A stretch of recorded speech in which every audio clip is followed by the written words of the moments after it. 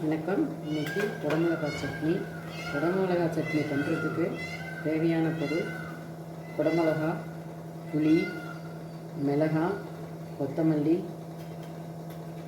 நிலக்கடலை, உப்பு.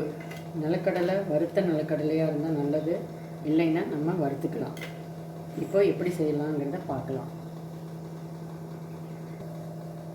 இப்போ நிலக்கடலையை கொஞ்சம் வறுத்துக்கலாம். அந்த தோல் போகிற வரைக்கும் வறுத்துக்கலாம். வறுத்த நிலக்கடலைன்னா இவ்வளோ வேலை இல்லை. வறுக்காத நிலக்கடலை அப்படிங்கிறதுனால அதை கொஞ்சம் ஓரளவு டோஸ்ட் பண்ணிக்கணும். நிலக்கடலை இந்த அளவுக்கு வறுபட்டாச்சு. இதை ஒரு தட்டில் மாற்றிட்டு ஆற வச்சிடலாம். அதே வானலியில் எண்ணெய் ஊற்றி கொஞ்சோண்டு இந்த குடமிளகாயை நல்லா வதக்கிக்கலாம். அதோடைய புளியும் கொஞ்சம் போட்டுக்கலாம். உப்பும் தேவையான அளவு போட்டுக்கலாம். குடமிளகாய் சீக்கிரம் வதங்கிடும்.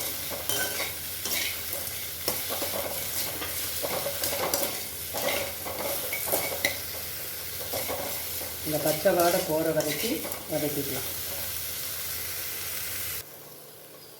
குடமிளகாய் இந்த அளவுக்கு வதங்கினதும் ஸ்டவ் ஆஃப் பண்ணிவிட்டு ஆற வச்சிடலாம். அவ்வளோதான். வறுத்த நிலக்கடலையை மிக்ஸி ஜாருக்கு மாற்றிட்டு ஒரு தடவை கொஞ்சம் நைஸாக அரைச்சிடணும். இந்த மாதிரி நைஸாக அரைச்சிட்டு அதிலேயே குடமிளகா,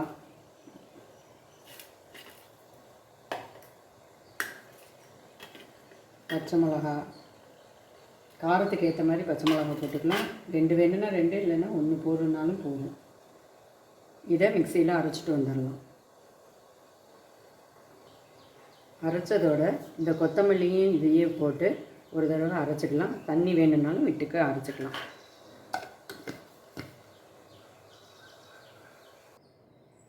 சட்னி அரைச்சி ஒரு பவுலுக்கு மாற்றிக்கலாம். இதில் இனி கடுகு உளுத்தம்பருப்பு தாளித்து கொட்டலாம். அவ்வளோதான். இதில் கொஞ்சோண்டு தேங்காய் எண்ணெய், நான் தேங்காய் எண்ணெயில் தான் தாளித்து கொட்டுவேன். தேங்காய் எண்ணெய் 1 ஸ்பூனு,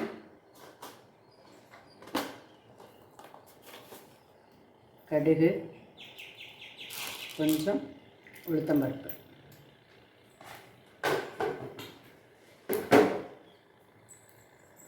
இது பொரிஞ்சதும்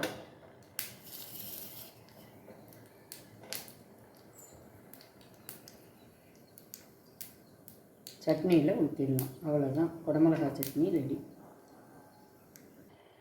இதை பொரிஞ்சாச்சு. இதில் ஊற்றிடலாம். அவ்வளோதான்.